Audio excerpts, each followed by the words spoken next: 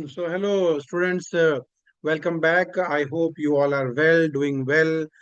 You are studying और practice कर रहे हैं आप लोग। जेई आ गया है आपका। सीबीएसई को सिर्फ एक मंथ बचा है अब आपका। ठीक है, I am talking about my subject only. वैसे तो सीबीएसई 15 फेब से शुरू है इस बार। तो थोड़ा सा अपना ध्यान से पढ़िए और जो भी डाउट आए उसको पीछे पड़ जाइए, उसको समझिए। पहले कोशिश करें जो आते हैं उसको स्ट्रेंथन कीजिए और फिर जो वीक पॉइंट्स हैं उसके ऊपर काम कीजिए। ठीक है। तो आज का हमारा टॉपिक है यूनिट नंबर 9। आखिरी यूनिट चल रहे हैं, सिर्फ 3 वीडियो हैं इसकी। 3 वीडियो में हमारा यूनिट की जो मोस्ट इंपॉर्टेंट टॉपिक है वो मैं कवर कर लूंगा और 50 डेज चैलेंज हमारा ओवर कर देंगे हम कल। तो उसमें हमने आज क्या पढ़ना है? आज हमने पढ़ना है क्या? Energy band diagrams. Energy band diagrams क्या होते हैं उसके ऊपर पहले हम बात करेंगे। पहले हम बात करेंगे सिलिकॉन जर्मेनियम वगैरह की, यानी कि यूनिट सॉरी ग्रुप 14 एलिमेंट्स की, जिसको हम मेटेलॉइड्स या सेमीकंडक्टर बोलते हैं, उनका एनर्जी बैंड डायग्राम बनाएंगे। फिर हम पढ़ेंगे मेटल्स, इंसुलेटर्स और सेमीकंडक्टर्स के बारे में कि उनका एनर्जी बैंड डायग्राम कैसे बनता है। और फाइनली हम पहुंचेंगे पी टाइप और एन टाइप के ऊपर। तो आज का हमारा लेक्चर पूरा का पूरा एनर्जी बैंड डायग्राम के ऊपर होने वाला है। तो आइए शुरू करते हैं आज का लेक्चर एनर्जी बैंड डायग्राम के ऊपर। ये जो हमारा ग्राफ एक बनता है, एनर्जी बैंड डायग्राम बनता है, ये बनता है between inter atomic spacing and energy. हम कर क्या रहे हैं? एक सिलिकॉन का एटम जो बहुत दूर हमने कहीं रखा हुआ है, अलग थलग आइसोलेटेड फॉर्म में है, ठीक है, बहुत दूर बैठा हुआ है। जब वो दूर बैठा हुआ है तो वो अकेला है। अकेला है तो उसके ऊपर कोई भी इंटरेक्शन का असर नहीं पड़ रहा है, कोई फोर्स ऑफ अट्रैक्शन, कोई फोर्स ऑफ रिपल्शन नहीं है।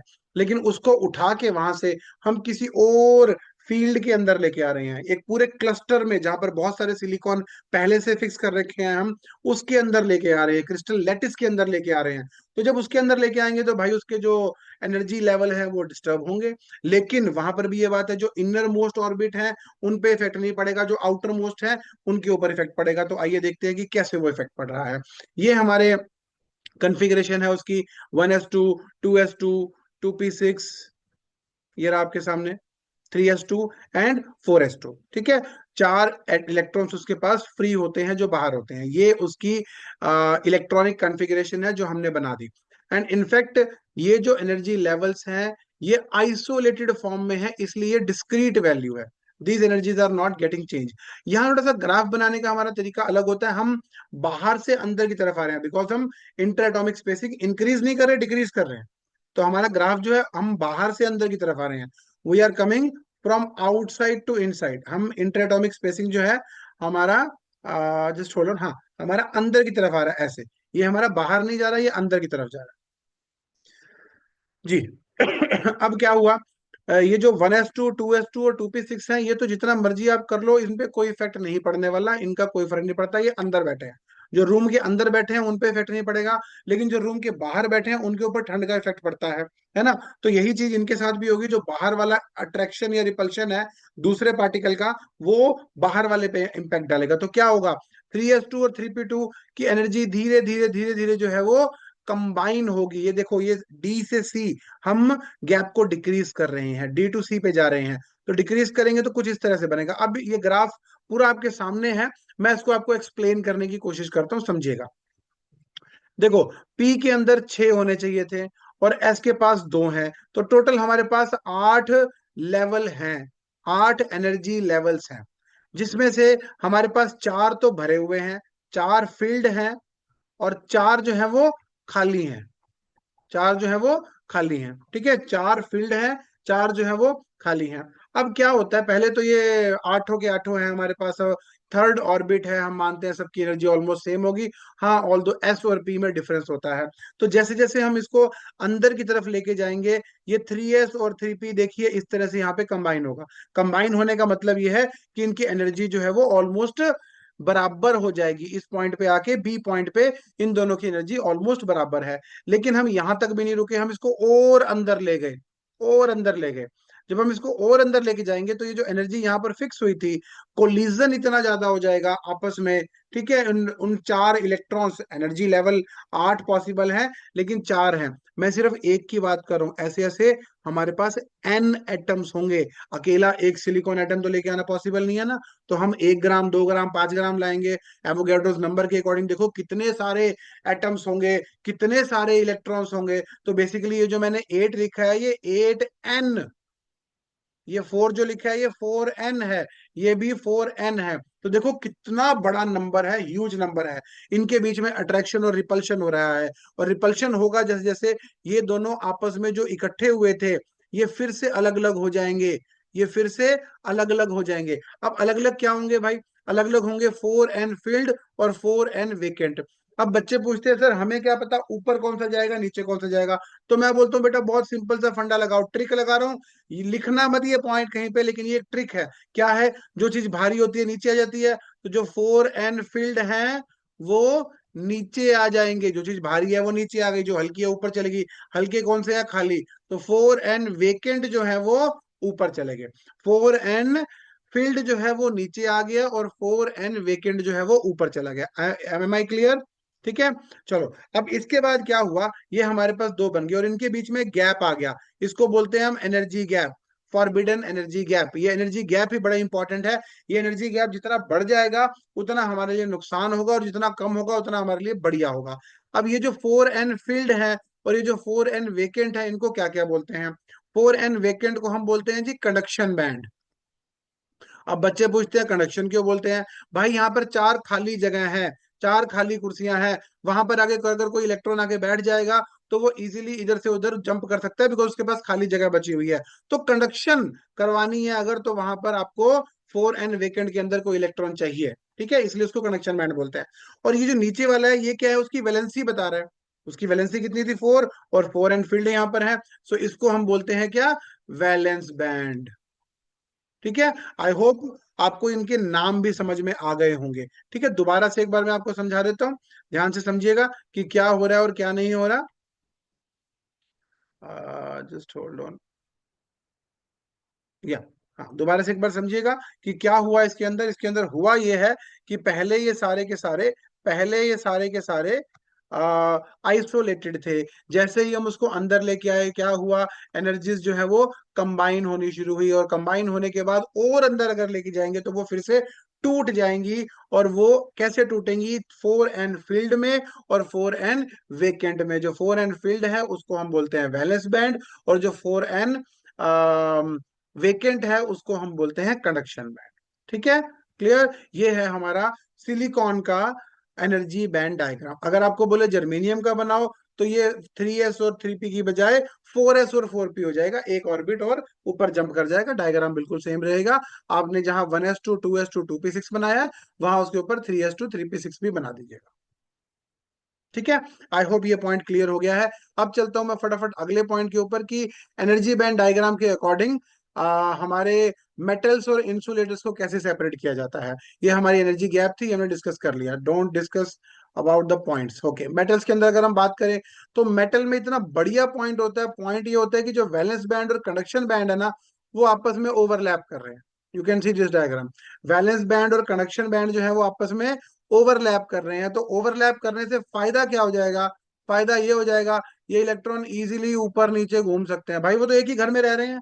आप अपने घर में रह रहे हो तो आपको एक कमरे से दूसरे कमरे में जाने के लिए मम्मी से परमिशन लेनी पड़ती है क्या? नहीं लेनी पड़ती, आप इसलिए घूम लेते हो। ठीक है, लेकिन अगर आप किसी और के घर जाओगे तो वहां परमिशन लेनी पड़ेगी, है ना? तो यहाँ पर ये कंडक्शन बैंड और वैलेंस बैंड, ये देखो ये वाला पार्ट जो है कॉमन एरिया है।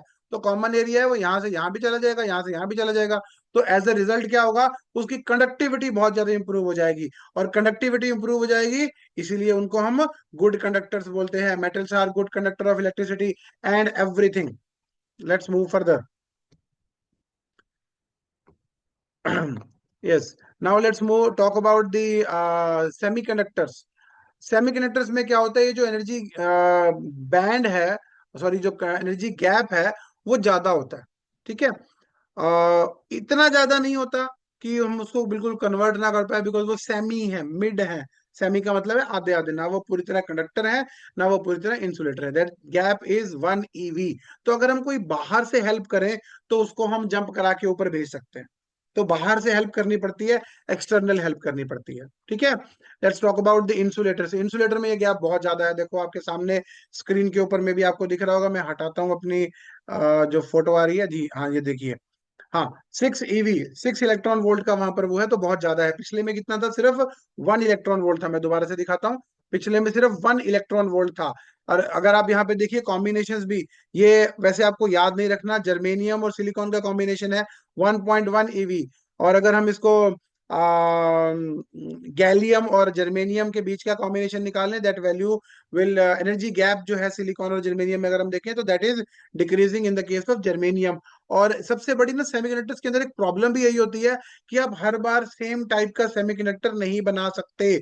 No two LED bulbs are same, चाहे वो एक कंपनी के हों चाहे वो कुछ भी हो। ये मैं बात हमेशा तब भी बताता हूँ जब हम कोहेरेंट सोर्स की बात करते हैं, कि कोहेरेंट सोर्स में क्यों ऐसा करना पड़ता है।